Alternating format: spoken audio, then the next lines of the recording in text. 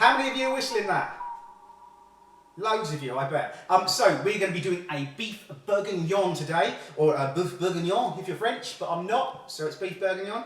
This is a perfect one for all you people who can't cook, want to surprise your wife or husband and make a real easy dish, but it looks so complex and it's not. As long as you've got 3 hours free to cook this one. This is a slow cooker, this one, so not actually in a slow cooker. Just going to put this in a nice big pan, stick it in the oven. It's about 2.5 to 3 hours cooking time, but it is going to be so tender and flavoursome. I'm going to be serving that up with a little bit of cauliflower and parsnip puree mash, a little bit of kale. We're going to just sweat that off in a little bit of honey. Simple ingredients, guys, so let's get cooking. So, ingredients. We have got a little bit of pepper, we've got some salt. Couple of carrots, little bit of kale. I've got some buckwheat flour. We use whichever flour you want. If you're gluten intolerant, use gluten free, like me. We've got some herbs, so we've got some bay leaves, we've got some thyme. We have got some cauliflower and parsnip, that's purely for the puree and the mash. Got a bit of garlic, and you use a couple of cloves of those. We've got some baby shallots or small onions, whichever you want to use. We've got some tomato puree. We have got some chestnut mushrooms. You can use button mushrooms, whichever you want. But you want about that size because you want them whole. The whole thing about a bourguignon is when it rises up to the top and you've got the little mushrooms floating around. We have got some smoky street bacon. You can use this or you can use pancetta, whichever you want to use, absolutely fine. A reasonable amount, about 5 or 6 rashers. Ingredients are down below so you know what to get before we start this one. I've got some chuck steak. I've got a good amount here because it's going to probably last for us for about, well, it's going to be 2 meals or enough for us 2 and the kids. So 4 dishes this is going to make. You can also use cow shin, which is a really nice flavoursome cut of meat, which doesn't sound very nice and it's usually tough as old boots, but we're cooking this over 2.5 to 3 hours, as I say, so it'll break down into small pieces and be really, really flavoursome. And it'll flake apart and tear apart, which is really the consistency you're looking for. So first up, we're going to start browning the meat. Right, let's get a pan up to heat. I'm going in with just a little bit of olive oil. And I'll get that piping hot, okay? Right, let's go in with some of our steak, shall we? Usually I add these in batches, purely because if you add all that meat at once, a lot of the juices will come out and it will go, it's not a nice flavour. You want to crisp it off and brown off each piece, so a little handful at a time will be perfect. I'm going to go in with about that much.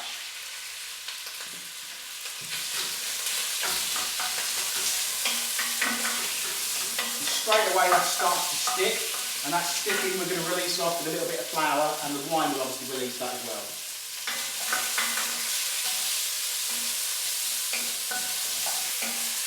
Right, so that first lot is done. It's starting to brown off nicely. And you just add that to a separate dish.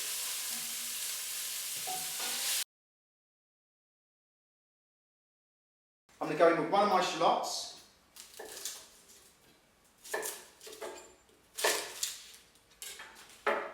To peel that skin off. And all I'm going to do is with this little shallot, is just going to lightly slice it. So just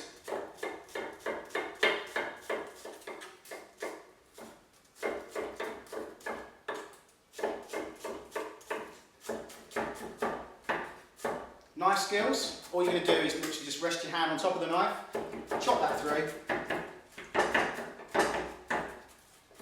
You've got your nice, finely diced onion. Right, that goes into your pan.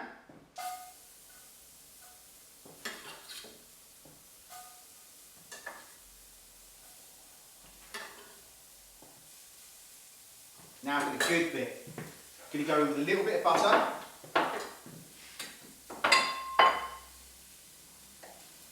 So another butter. Now that butter is going to start releasing, again, some of the caramelisation from the meat. And as soon as that just starts to brown slightly, I need it to go a tiny little bit brown. Once that starts to release some of the bottom of the pan flavours, back in with your meat. I'm going to go in a little bit of our flour, our buckwheat flour. Stir that round. That's going to stick to the meat now.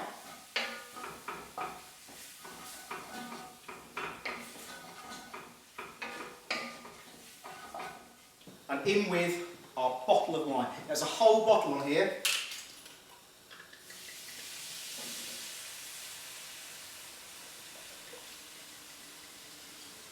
just going to go in with half a pint of water.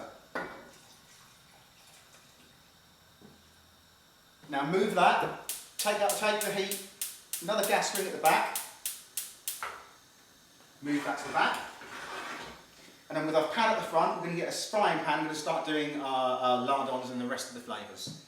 Right, so let's get some heat on the second pan, okay? That's bubbling away nicely at the back. I'm just going to drop the heat on that slightly. Then you can turn your oven on. And you get your oven up to about 150, 160, and I'll put the calculations or changes for Celsius and gas mark down below for you, okay? Right, so a nice hot pan. We're going to get our bacon or our pancetta. We're going to important to get a little bit of fat just from the outside. Get rid of that. We don't want that piece. And we're just going to thinly slice this.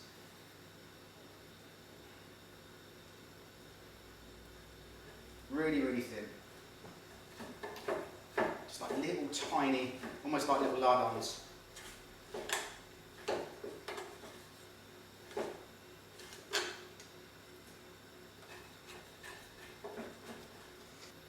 Lovely. Right, really hot pan. In with your bacon. You want that to go really nice and crispy.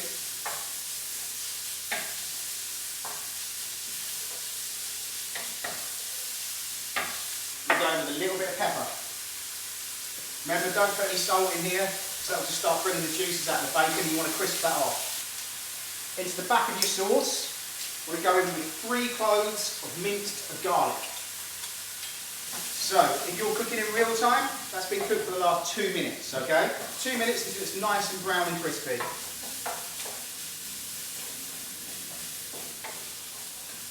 Into that, I'm going to go in with a little bit of tomato puree. In with our mushrooms.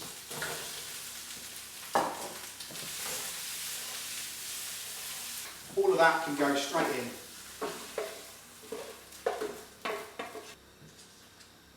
Three bay leaves, and I've got a good amount of thyme, so a bundle about that big. What I'm going to do is just drag that backwards, just add that into the sauce. And now I'm going to go in with my peeled shallots.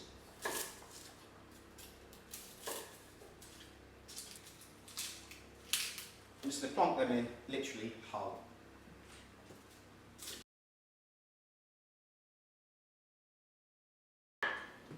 So that's going to go into the oven now for about an hour to an hour and a half. Check it on the hour, just give it a good stir through, okay?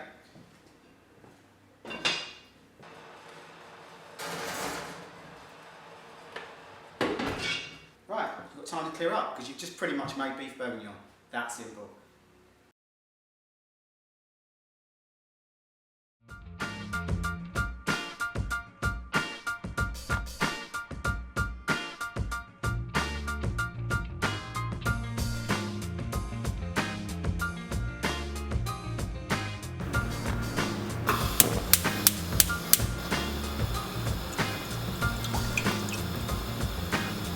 Add your cauliflower, and your small cubes of parsnip, salt,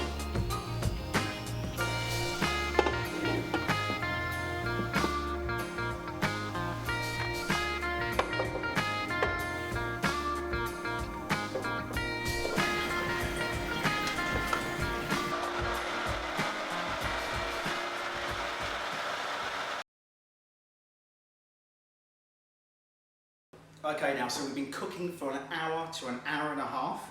Our puree's all done. All we're going to do is just warm that through lightly at the end.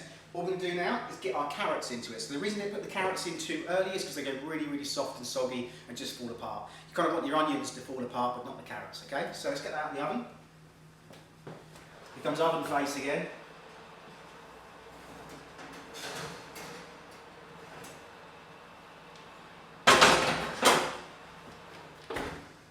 That smells pretty damn amazing, okay? So that's what you're looking for. You're looking for those lovely rich colours in there. So what we're going to do is get our carrots. These are all washed. I'm leaving the skin on, just purely because it's just rustic and there's no need to take that skin off because it's the good bit. It contains all the vitamins and the So what we're going to do is just literally just chop that into quite big chunks. Don't have to be symmetrical or anything. Again with that one. So back in the oven, we're going to cook that for another hour, okay? Into our hot pan, we're just going to add our kale, a little splash of water, a little bit of butter, a little bit of pepper, a little bit of honey. Quick stir around the pan. Only needs to be cooked for about 2 to 3 minutes because you want to have a little bit of crunch in there. Also, you don't want it to be too stalky, where it goes a little bit woody as well. On with the lid just to leave that to steam. Just move that to the back. Now it's time to start serving up. So about 2 1/4 hours in, we're pretty much ready to serve up. So let's get this one plated up. So we're going on with the pan. You need to open that lid, and that's what you're looking for. It's going to be so damn good. Right. Plate. Bowl. We're going with our little bit of our Bourguignon.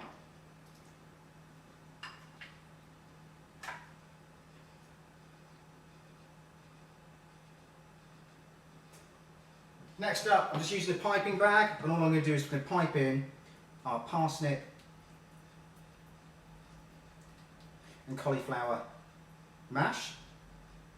And then we're going to go in with a small amount of our fresh curly kale.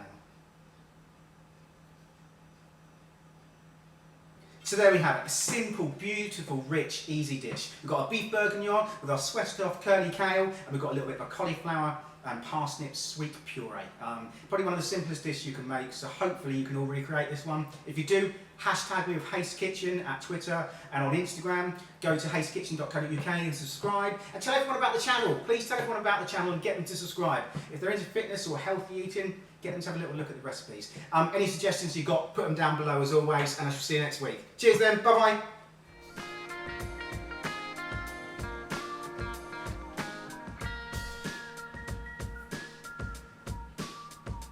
Oh dear Lord, it's just so good. Hey everyone, and welcome back to Haste Kitchen. Today is the second part. As promised, I'm going to do a very, very simple pancake breakfast.